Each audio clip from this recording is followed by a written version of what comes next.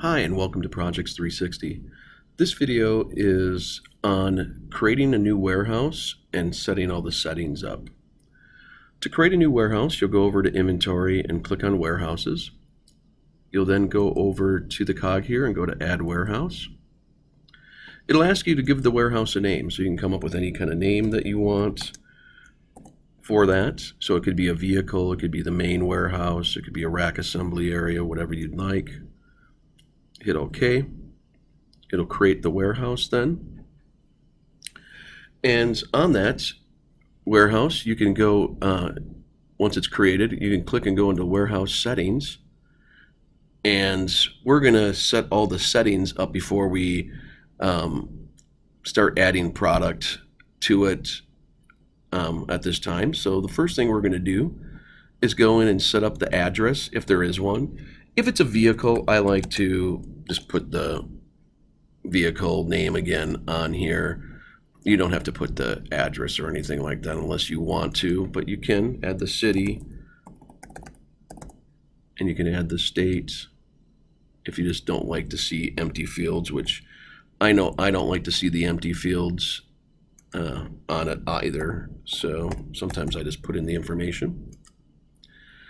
You can put in a contact email address. This is really important, like if you're doing POs and stuff, so where that's coming from, you can have that set up so it shows that it's coming from your email or just a generic email for your company. You can put in a phone number if you'd like. Again, none of these are required fields. They're just options if you want to. There's a description field where you can put in any kind of description that you want, or you can just leave it blank. You don't have to. You can select what warehouse type this is, and there's two types: virtual warehouses and physical warehouses.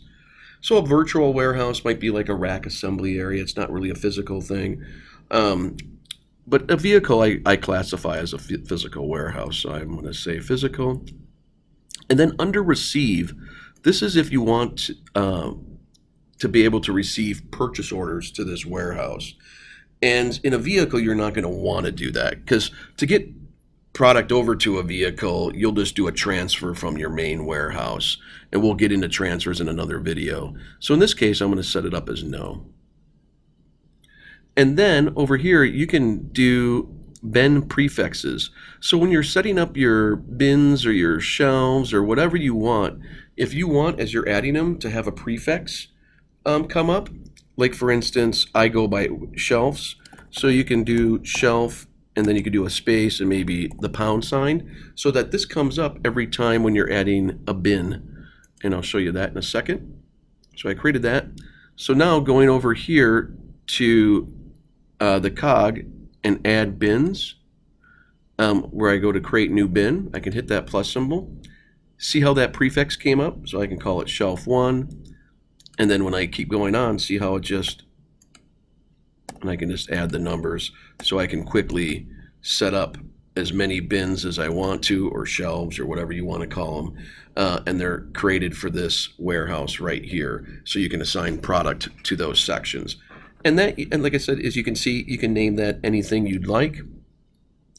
And then you can also add users to this warehouse.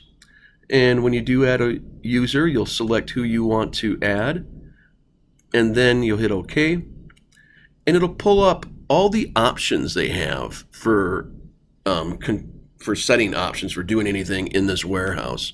You can check individual items, or you can hit check all and just have them all check if you want them to have full permissions.